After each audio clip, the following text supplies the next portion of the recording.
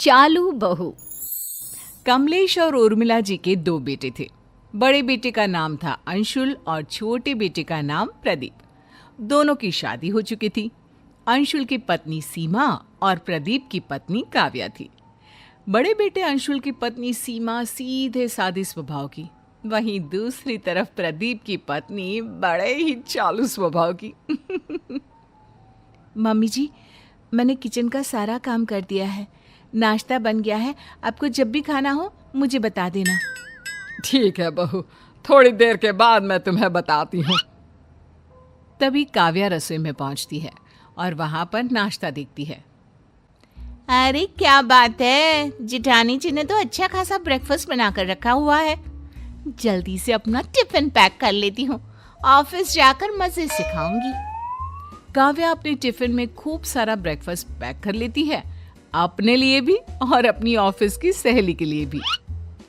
अरे काव्या, चलो, तुम्हारा ऑफिस का टाइम हो गया है, मैं तुम्हें रास्ते में छोड़ दूंगा। हाँ, चलिए, मैं तैयार हूँ।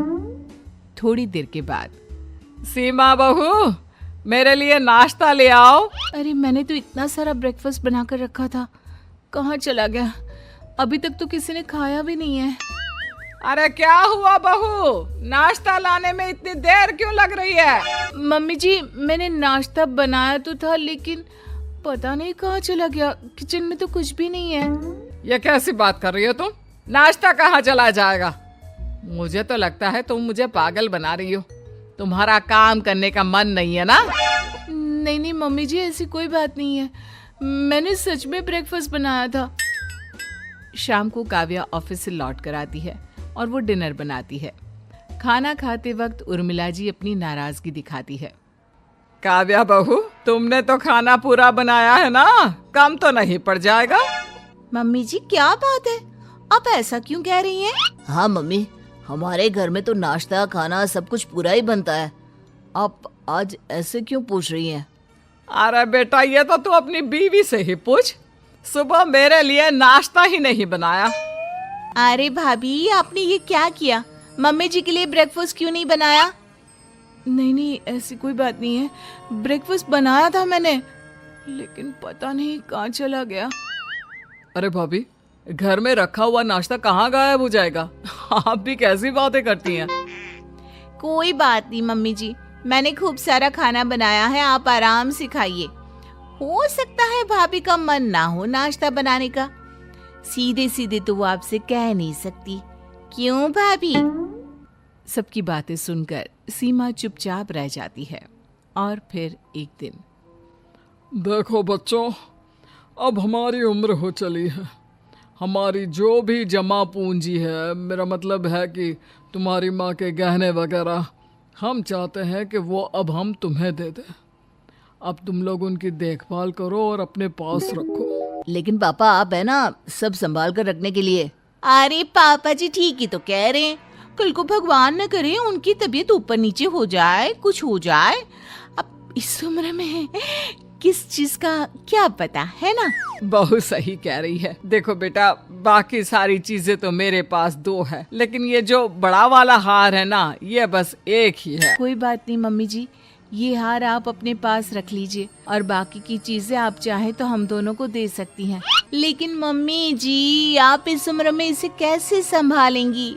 अरे कहीं इधर उधर रखकर भूल गई तो? बहुत सही कह रही है, लेकिन प्रॉब्लम यह है कि हम इस हार को तुम दोनों में से किसे बांटे? हाँ पापा, ये बात तो सही है, लेकिन कोई बात नहीं, अंशुल भैया बड़े हैं, आप चाहे तो ये उनको दे दीजिए। हाँ, वैसे आप ठीक ही कह रहे हैं मम्मी जी, ये हार आप सीमा भाभी को ही दे दो।